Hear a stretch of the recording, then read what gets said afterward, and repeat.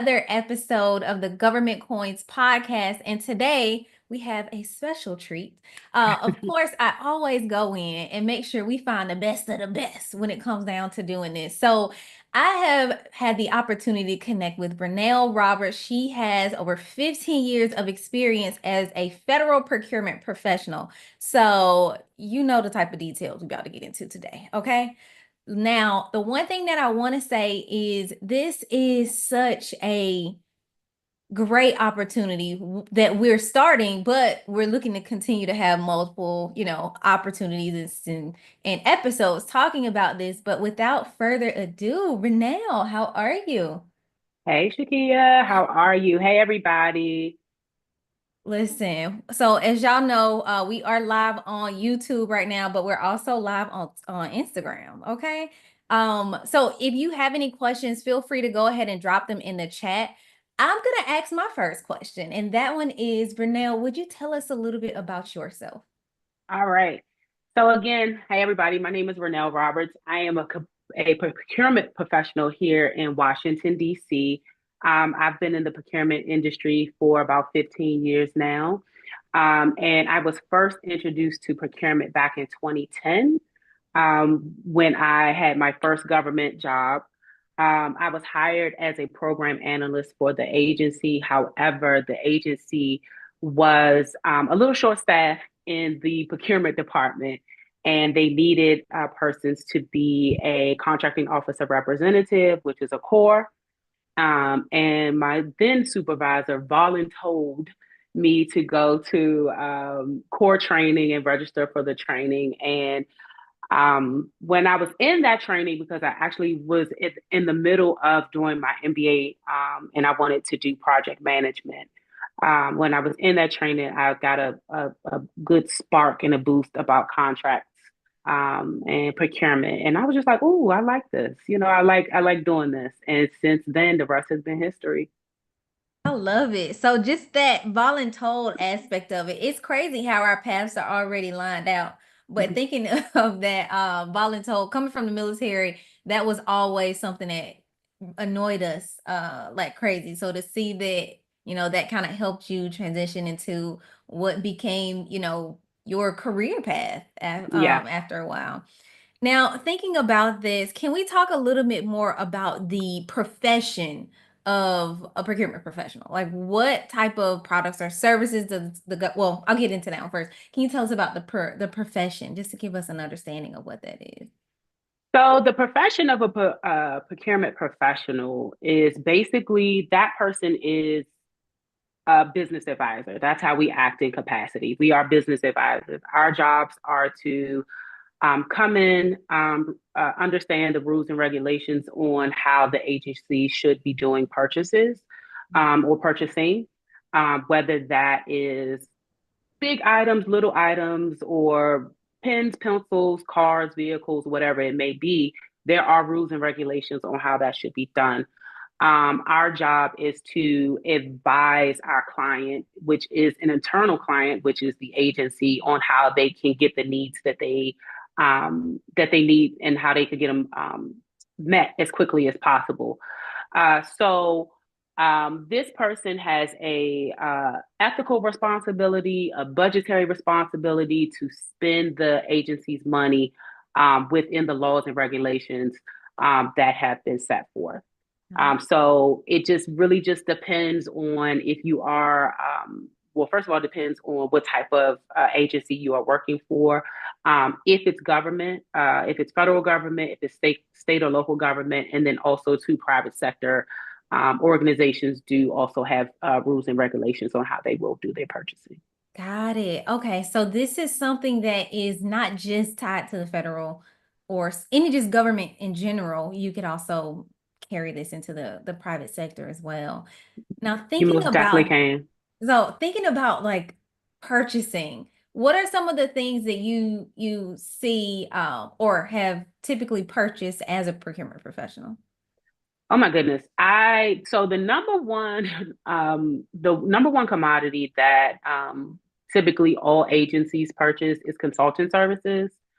followed up by financial services, and then you'll get into things like real estate, vehicles, so forth and so on. We also have procured, I've also procured things like pens, paper, equipment. So it's really whatever the particular organization or agency is in need of at that particular moment. So it would be best for anyone who is trying to get into government contracting to determine what is it that the government is actually in need of right now. So if, as you see, that there is a lot of change happening right now in our federal government that will trickle down to our state and local government. So if you are a change management consultant, this might be a great time to start marketing, marketing yourself, marketing your materials, and tapping into those resources. So it's crazy to see how, you mentioned change management and there being a lot of change happening right now. What are some ways that you typically kind of recommend businesses to figure out what it is that the agency is purchasing, or I guess what their needs are at that moment?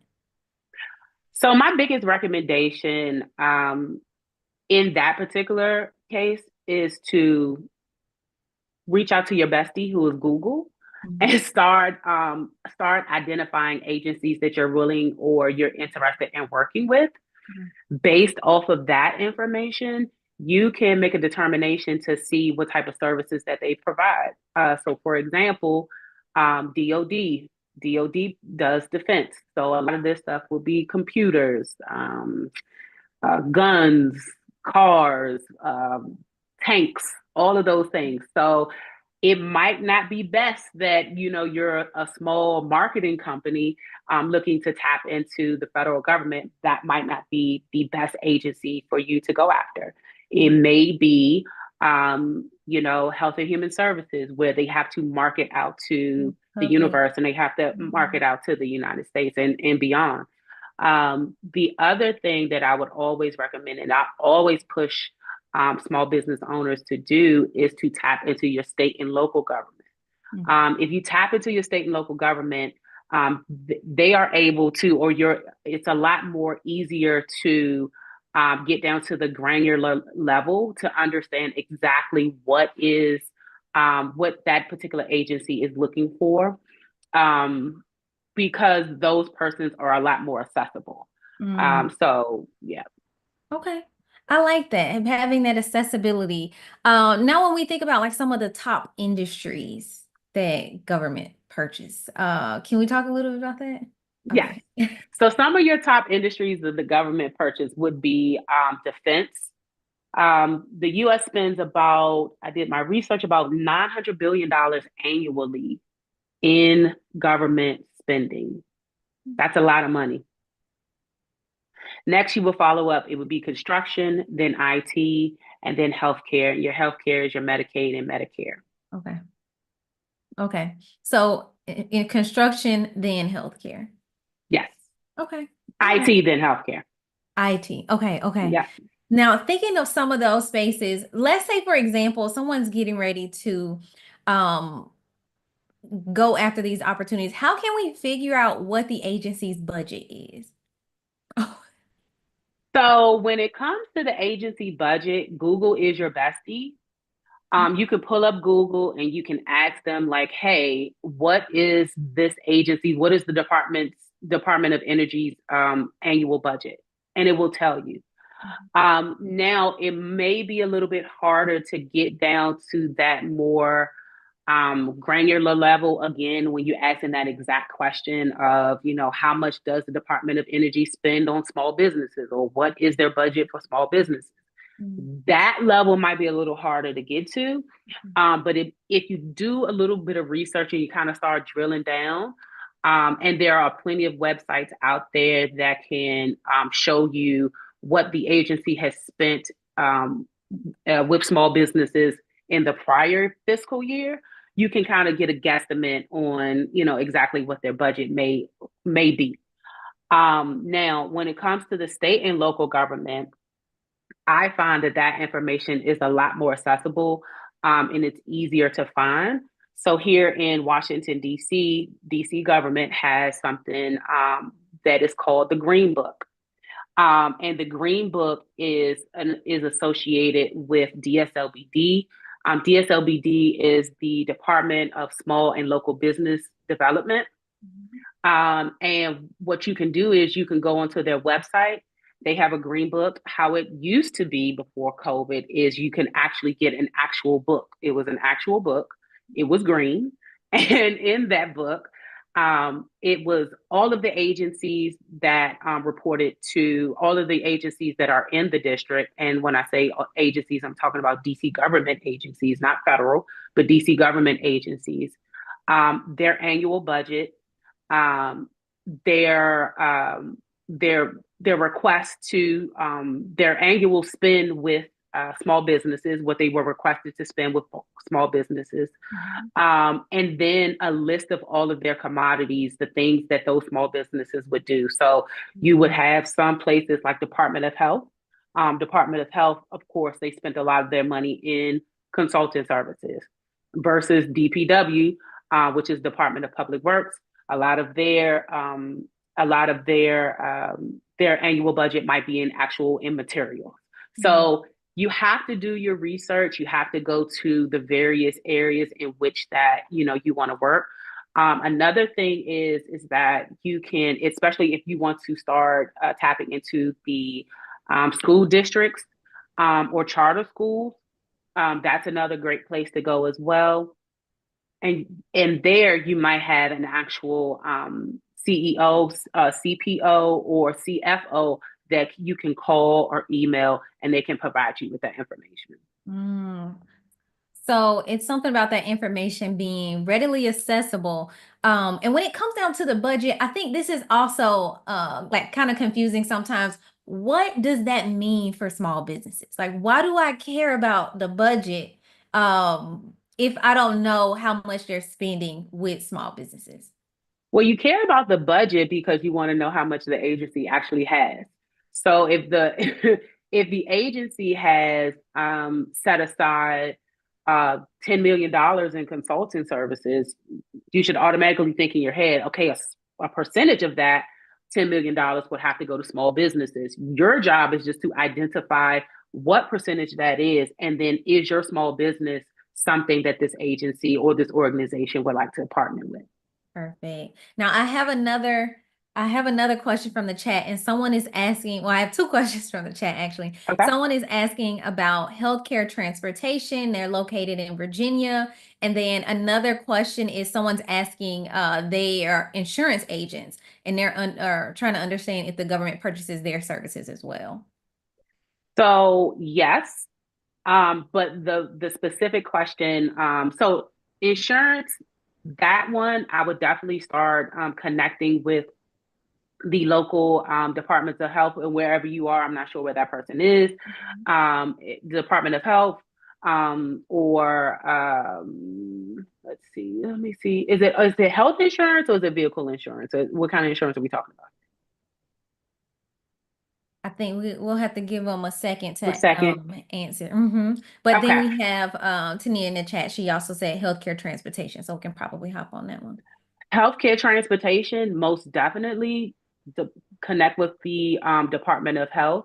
You can also, I know here in the district, you can connect with DDS, which is Disability Services. That is a big portion of their budget as well. Sometimes they have clients who need to get back and forth to doctor's appointments. So that is a great avenue. So once we get a little further along, I know I'm a start spitting out some more stuff, but this is why I was saying we definitely need to do a series because it's a lot of information. I figured this was gonna happen too. Yeah. So he said health and life insurance. Health and life insurance. I would definitely check with Department of Health. Yeah. Okay. Yeah, this is definitely gonna have to be another a series that we kind of pop back and play around with. But I love the fact that you mentioned one for the transportation services, thinking even of like the nonprofit organizations like the Division of the Blind and things like that. Yes. Like that's a great avenue to kind of play around with. So thank you for that. No Yeah, and problem. Tania said thank you as well. So she's You're welcome. You're welcome. I do have a ton of questions that I need to get through, but I know if you are listening and you have questions, make sure you drop them in the chat. We want to keep this as engaging as possible. And maybe my questions are, maybe we need to play around with some other questions because y'all are in it today. Y'all on it today. The other question that I have is how do we tell like the goals of an agency for as it pertains to contracting and with certified businesses? And with that in mind, how important are certifications? Oh my God, certifications are super important. Again, sometimes the certifications on the lower level, and when I say lower level, that is not to be mean or anything else like that, but it's just what it is. You have a little lower level certifications, the ones that are related to your local and state government. Those certifications are great. Just like anything else, just like when you get a degree or you get a cert behind your name, it just puts you in a different pool with different people. And so you're not competing with you're not competing with larger businesses, you're competing with other small businesses when it's time to go get that money. But the goal for government agencies when it's pertaining to having contracting with certified businesses is to do that. It's just to support small and local and disadvantaged businesses. That includes minority owned, veteran owned. I know here in DC we have something called a hub zone. So if you're in a certain area, they specialize in that as well, especially in DC if you are a long-term business. If you've been rooted here in the district and you've maybe been in business for 10, 15 years, there is a certification for that. But much like the middle class, these types of businesses are the backbone to the economy. So it will be behooved of the agencies to, work with these organizations to help keep them going and keep them growing. So becoming a certified business enterprise with whomever, whatever agency, or can y'all see me? I think I froze a little bit. Okay. Whatever agency or area you're in is super important. And what you can do is for that, you can just Google wherever area. If you're in California, Google California small business certifications. A list will come up. Okay, and that's a really good point. The next piece I want to move to is, you know, we talk about the certifications in the midst of that, just understanding the government contracting process in general. Um, if we're new to this space, how can small businesses tap into these opportunities? So the first thing that I would recommend is that you need to make a plan. So what is your plan? You need to sit down. If there's a business plan, or if you're just writing out your ideas and just snowballing and throwing things up on the wall, I think that is great. But come up with a concrete plan. Ask yourself, what do I have? What do I want to offer? How do I want to offer it? We're in a different time now where 5 years ago, everyone was home and everybody had to do things how we're doing it right now, talking via Zoom. But more people are going back into the office. So are you willing to do trainings, in person versus online? The other thing that you want to ask yourself is what I'm offering, is that what the government wants to buy? So again, if you are, and I'll give the example of insurance. If you are selling insurance, does the government want to buy insurance or do they not want to buy insurance? So if they don't want to buy insurance, then this might not be your lane, or you may have to find another lane. The next thing I would say is get your business in order. In this profession, I have been working with small and local businesses constantly. And one of the things that I always preach is you have to have your paperwork in order. The questions that I always ask: do you have your business license? Do you have insurance? Are you bonded? Do you have a team? If you do not have a team, why are we bidding on $1 million contract if you don't have a great team around you? Who is going to do a million? You are one person. You cannot do $1 million worth of work. Okay. Do you have your certifications? Are you certified as a small and local business? Are you certified as a veteran owned business? Are you properly registered? Are you properly registered with the IRS? Because what's going to happen is that once once the solicitation goes out into the world, and you call me up and you say, or you used to call me up because I don't do contracting in that capacity anymore. When you would call me up and you would say, Renell, I want to bid on this contract. The first question I'm going to ask is, do you have your business license? Can I see it? Do you have this? Do you have that? And then it's just like, oh no, I don't have that. Where do I get that from? Hey, go get all the things that you need, and then you could come back. But unfortunately, the world is not going to stop because you're trying to handle your business or you're trying to get it together. So that is the first piece of advice I can just give anybody. Get your business in order, literally and figuratively. Okay. The next thing you want to do, you have to network, network, network, network. And you have to do it beyond social media platforms. You have to do it beyond Instagram. You have to do it beyond LinkedIn. You have to do it beyond Facebook. You might have to start going back to the old school of cold calls and cold emails. Introducing yourself, attaching your capability statement, saying to the contracting officer or the contract specialist or the procurement professional, hey, this is my organization, this is my company, and these are the things that I offer. Request meetings. People used to request meetings with me all the time. Now, I wasn't always available to take it, but if I had time, if I had space, of course, I would sit down with anybody trying to help them, because at the end of the day, like I said, the Department of Defense has a $900 billion budget. That's enough for all of us to get a slice of the pie. Okay. And oh, yeah, so I'm sorry. No, no, I thought we had some more. I was waiting. Look, we Okay. over here. Okay. This, I didn't want to I didn't want to take up too much, but I'll make this last point. If you're new to government contracting, networking is extremely important to you.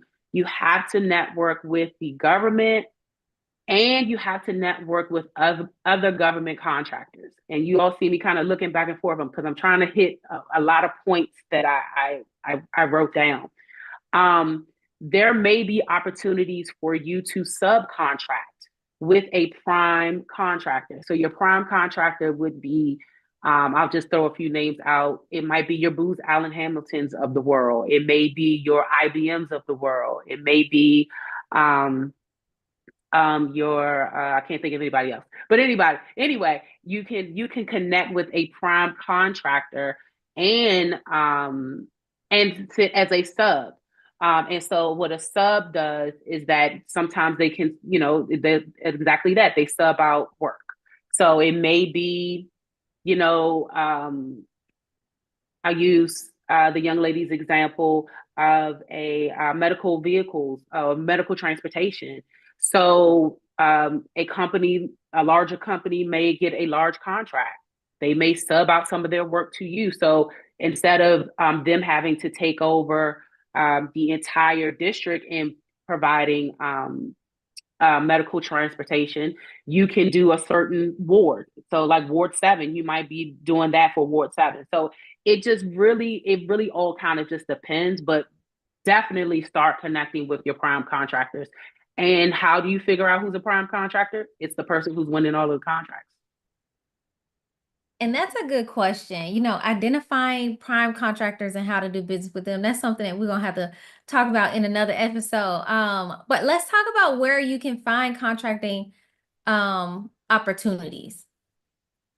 So you can find contracting opportunities. If it's on the federal level, you can find it on SAM.gov.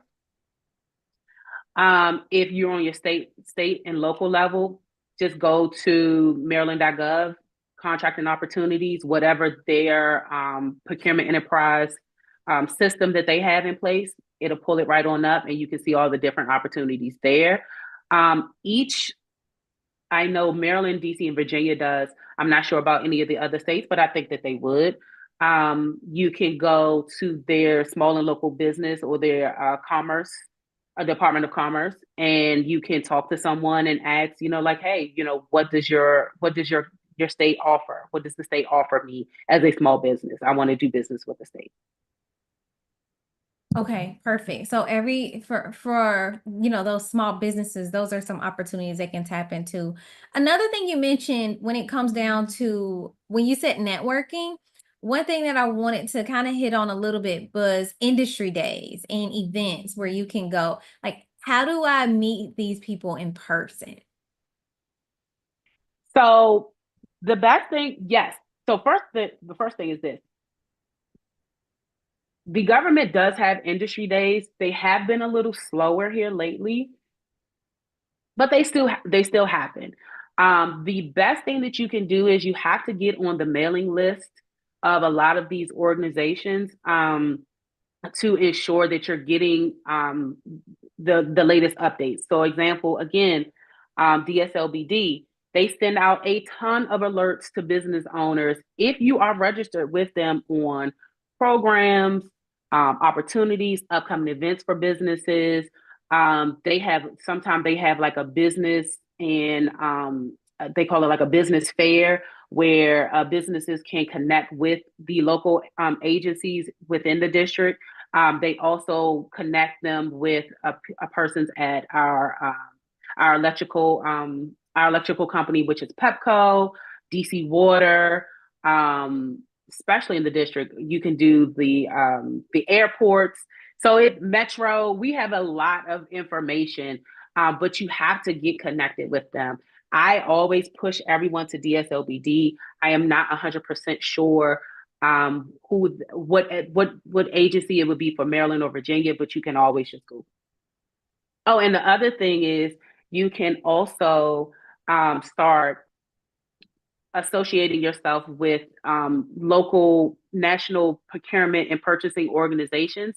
Like for myself, I sit on the board of NIGP, which is the National Institute of Governmental Purchasing, and they have chapters across the nation. And those organizations also do a lot of work with uh, just government contractors in general, and just connecting and bridging those gaps between the government and the industry. Nice, nice, nice. So it's good to kind of see that stuff. Now, I know we're getting ready to wind down, but I wanted to ask a question because as small businesses, when we're looking to get into this space, like sometimes we just want that low-hanging fruit to prove that concept, right? To show, we can do some work with the federal government. Can we talk a little bit about micro purchases? How much the government spends on micro purchases annually, and then also as a small business, how do I gain access to micro purchases? Also, can you define micro purchase? I know there's like five questions in one, Okay. but can you define micro purchases, like the size of them? So micro purchases, depending upon the state and the agency, it could be $10,000 or less. So that's something that I would consider low hanging fruit. My best piece of advice to anyone who is coming into this federal contracting space or just, just overall just contracting space, go after the low hanging fruit. I understand. I get it. I know everybody wants the $22 million contract that was just awarded to, X company about this or that. I get it.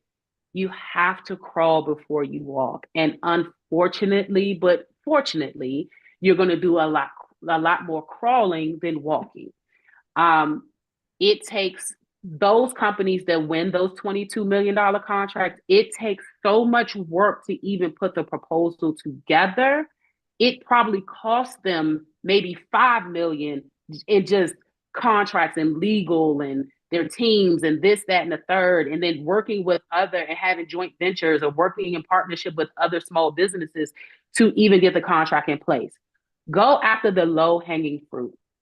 And the low hanging fruit is at your state and local agencies, it's at your school districts, and it's especially at your charter schools and your nonprofits. There are opportunities out there for you to sign 10, 20, $30,000 contracts. If that does not, if it doesn't tickle your fancy and you're just like, well, I mean, that's not enough money for me right now. If you have five, $10,000 contracts, that's $50,000.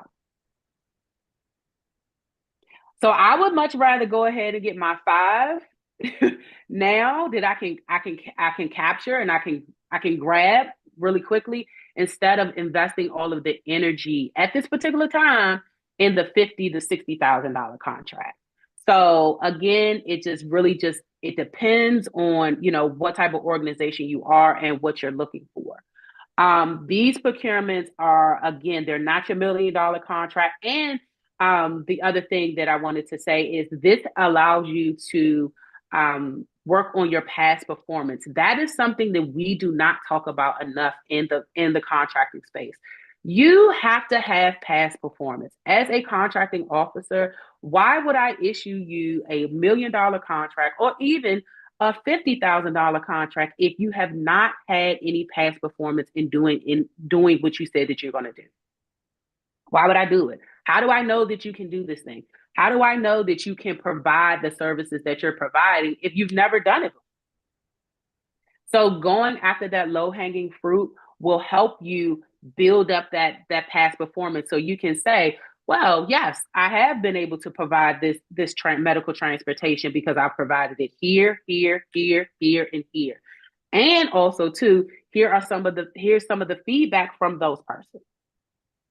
Or those organizations where I provided those services. So I think that is really critical. Definitely go after your past performance by doing that with your low hanging fruit. I love it. Listen, um, I always like to talk about the micro purchasing opportunities just to show businesses that, yeah, you hear these big numbers, right? The $100 million contract, $1 million contract, but you really kind of get the opportunity to think about it from that micro purchasing standpoint. How do I access those opportunities? So, how do you access those opportunities is by doing exactly just that, networking and putting yourself out there. I know specifically in the district has a threshold. We have so many awesome programs for small businesses. You can be a certified business enterprise, which is a CBE, and you can also get on a district schedule that is kind of mirrors and very similar to the GSA schedule that's called the DC supply schedule. There, there are opportunities when I was working. There were opportunities for me to, if my agency, like I used to do it a lot for when I was the contracting officer for the voter board. And there were times where they needed to purchase 10 laptops. And I could go into the DC supply schedule and say, okay, well, let's buy these 10 laptops from this organization, ABC company. And because it was $10,000 or less, I can do that direct transaction with them versus having to put that solicitation out on the street and then have persons bid to me. So there is a lot of leeway when you're doing those micro purchases. And then again, that allows you to, receive those dollars in a like what I like to call a no fuss, no muss way. Now, when it comes to the federal government, it may be a little harder to do it there. But I did want to just mention this one thing. I could not find any data on micro purchases for FY23 or FY24. However, in fiscal year 2022, the federal government spent over $30 billion in micro purchases. $30 billion. And those were purchases that were $10,000 or less. So those were your computers. Those were your quick consulting services. People who are facilitators, you are needed. Persons who are selling, if you have an upcoming IT company, you're selling laptops, you are needed. So you have to start doing that networking. So I would definitely recommend that all persons, all companies reach out to their state and local government to see how they can tap into that money. Nice. I love that. Now we have one more question in the chat, and someone is asking, someone's asking, would you sub for a small business that won an opportunity in your area, but they're out of state? Would I? Yes. I mean, would I recommend it? Yes. I feel as though like if the opportunity presents itself and you could be a sub, definitely do it because again, it goes to its revenue coming in. That's the first thing. And then that's another thing when you go when you are bidding for these multi-million dollar contracts, you can say, I have revenue coming in, or I at least I have capital. And see, this is why we need to have a whole series. Because I can go into this for days, but I have revenue coming in or I have cash reserve. So, when I need to pay my contractors, I don't have to I'm not pressing the government to hurry up and pay me because if you do not know, the government pays very slow, whether it's state, local, or federal. They pay very slow. You might be working for 3 to 4 months without getting paid. You have to be prepared for that. Yeah. So if you have the opportunity to sub, that's a lot less work on you, and you're able to get exactly what you need. Mm-hmm. I love that. I love that. Now, here's our final question. Do you have any parting wisdom for any business that is listening to this episode? And how can business owners connect with you after this episode? So the best piece of wisdom that I can give right now is something that I am doing myself. I am putting myself out there. This is nothing that I would have done last year, the year before that, or the year before that, or the year before that. I like to be behind the scenes. I do not like to be in this space. But you have to put yourself out there. You have to start, talking about your business. You have to really understand your business. You need to be able to spit out whatever it is that you do in about 30 seconds or less. And that's your elevator speech. The other piece of advice is, like I said earlier, get your business in order. If you have your business in order, it makes it 10 times easier for you to achieve the goal that you're trying to get to. So as I say that, I'm speaking to myself because some things within my business I have let slip through the cracks, and I'm like, okay, girl, time to pick it back up. Like, let's go. So you got to get your business in order. And then the last thing is something that I share just in general, community. There's a whole community of people who are doing the same work as you. If there are 10 IT companies selling the same laptop, why isn't it that at least two of you all collaborate together and work together and figure out how you can go get this money together? And you get further together. We get further. We're going to reach our goals, but we're going to get further when we're doing together. So I would most definitely say that. And then the last piece of advice that I would give is just have faith. Really believe in yourself, believe in God, believe in the universe that He's going to bring any and everything that you need to you, and everything that you already have is within you.